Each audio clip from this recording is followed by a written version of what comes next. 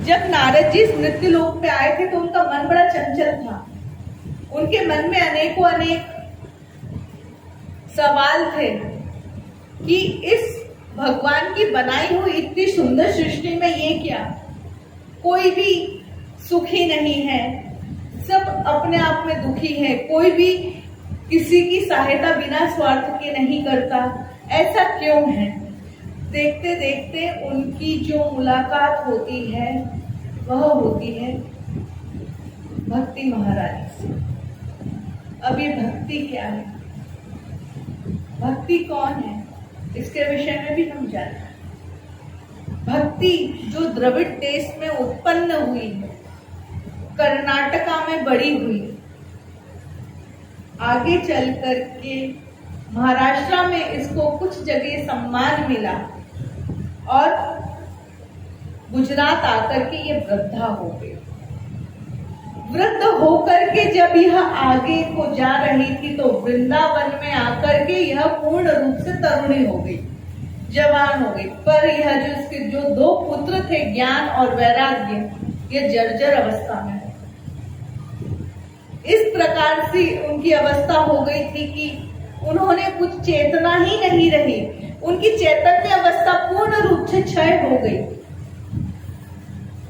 अब हमको यहाँ पर भक्ति को भी समझना है कि भक्ति क्या है, ज्ञान क्या है और वैराग्य क्या है। जब तक किसी व्यक्ति विशेष के हृदय में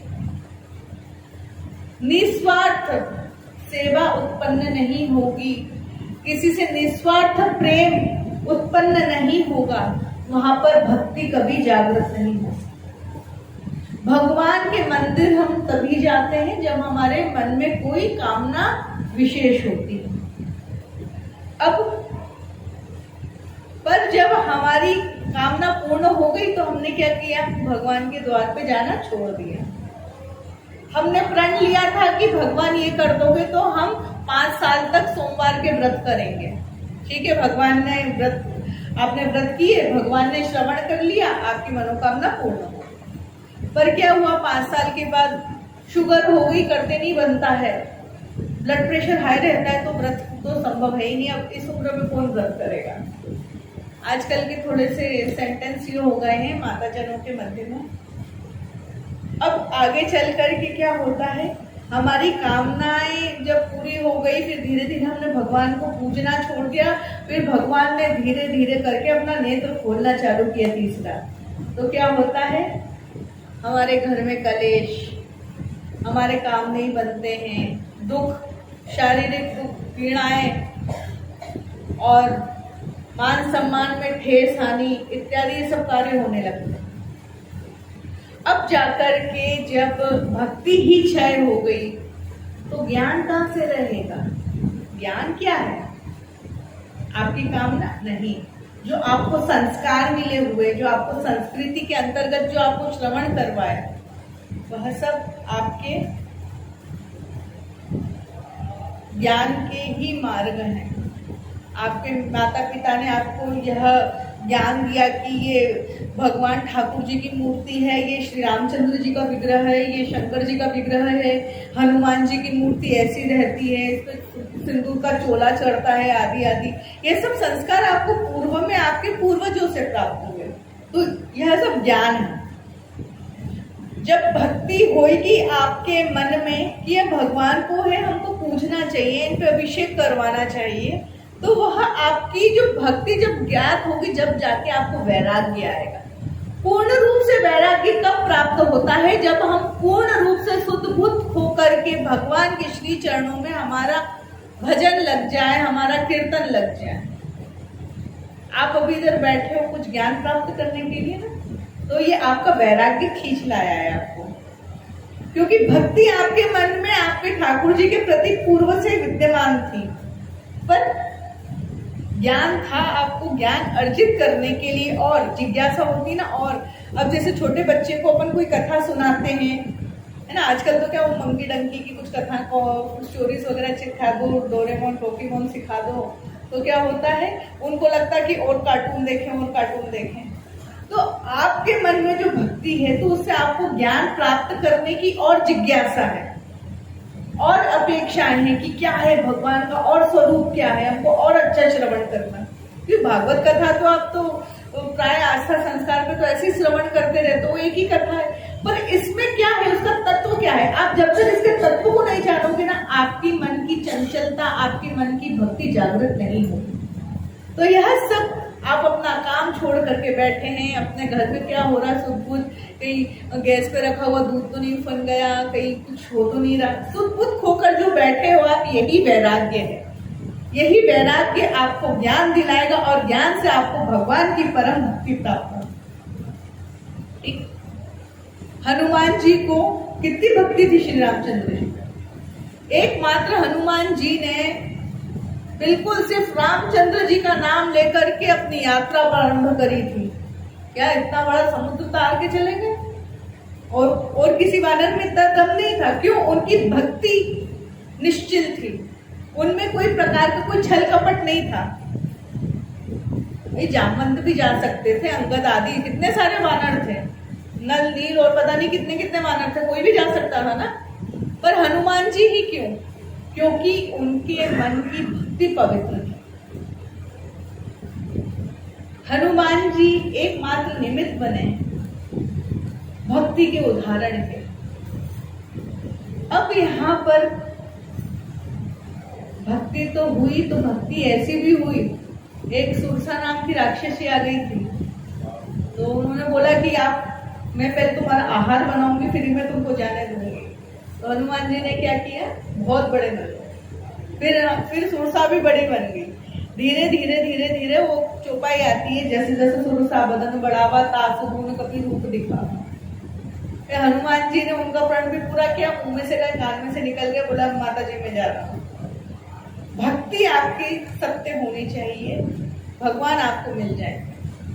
कभी आपके साथ ऐसा होता है, आप जिसके बारे में श्रवण करते हो, मनन करते हो, जिससे आपकी बहुत महीनों से सालों से बात की, वो एकदम से अचानक आपके पास आके खड़ा हो जाए? होता रहता है। क्यों? क्योंकि आपने सच्चे हृदय से उनको पूजा।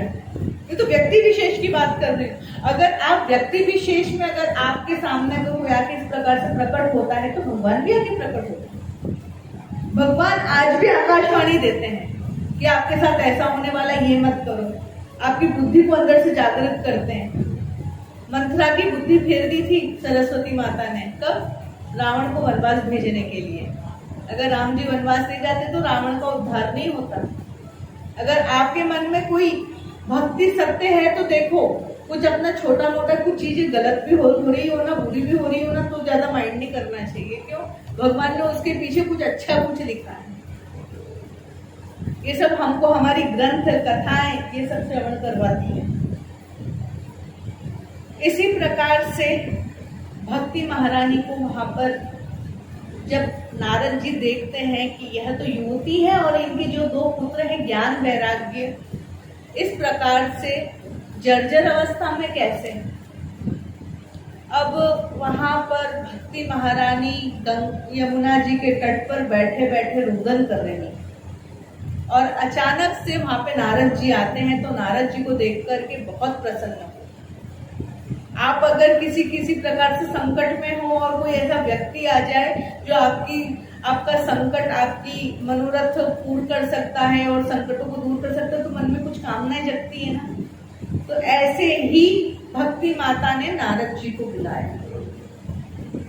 नारद जी को बुलाया और नारद जी से कहती कि हे मुनिवर, आप मेरी मदद करो, आप मेरी सहायता करो।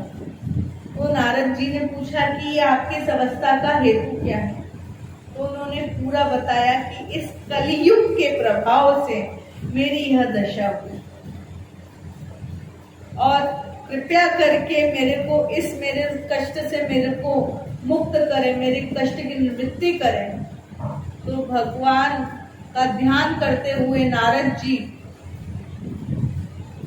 अपने आप को इस अवस्था को देख करके दया करके जैसे ही मंत्र उच्चारण करना चालू किया, वेद का घोष करना चालू किया, तो क्या हुआ? धीरे धीरे उन दोनों पुत्र ज्ञान और वैराग्य में थोड़ा सा चैतन्यता आने लगी और जैसे ही गीता पाठ मंत्र वेद उच्चारण करना बंद कर दिया तो फिर वह वैसे शिथिल हो गए। यह देख करके भक्ति महारानी को भी बड़ा दुख हुआ। जहाँ पे समस्त तीर्थ नदियां स्त्रियों के रूप में उन ज्ञान वैरागी की सेवा कर रही थी, फिर भी उनकी चेतन अवस्था नहीं आ रही थी, वह सिर्फ बेहोश के बेहोश सोए हुए थे। अब जाकर के भक्ति माता नारद जी से प्रार्थना करती है कि हे मुनिवर, आप ही मुझे इस कष्ट से मुक्त कर सकते हो। अब हुआ आगे ऐसा कि नारद जी अपनी वीणा लेकर के नारायण नारायण करते हुए विशालापुरी में पहुंचे। देखिए, विशालापुरी के दो मतलब है, एक बद्री का धाम और उज्जैनी का नाम भी विशालापुरी था। तो यहाँ पर विशालापुरी में पहुंचे और विशालापुरी में सनकादिक ऋषि बैठे हुए थे। और एक बात मैं आपको और थोड़ा सा स्पष्ट करना चाहती हूँ कि बहुत से लोग सनकादिक ऋषि, शौनक ऋषि और सूत जी में हमेशा डिस्टर्ब रहते हैं कि कौन क्या है। तो मैं आपको स्पष्ट करना चाहती हूँ, जो सनकादिक ऋषि हैं ये 4 कुमार हैं, सनक, सनंदन, सनातन, सनत कुमार। ये 4 ऋषि कुमार हैं जिनकी आयु कभी भी 5 वर्ष से ऊपर नहीं जाती, क्योंकि इनको ब्रह्मा जी का श्राप था। सर्वप्रथम ब्रह्मा जी की सृष्टि में ये 4 सनकादिक ऋषि ही आए। इसके बाद में जो शौनक ऋषि हैं, शौनक ऋषि महर्षि वेदव्यास जी के शिष्य हैं। और सूत जी महाराज जिन्होंने 18 महापुराणों को नैमिषारण्य तीर्थ में गाया।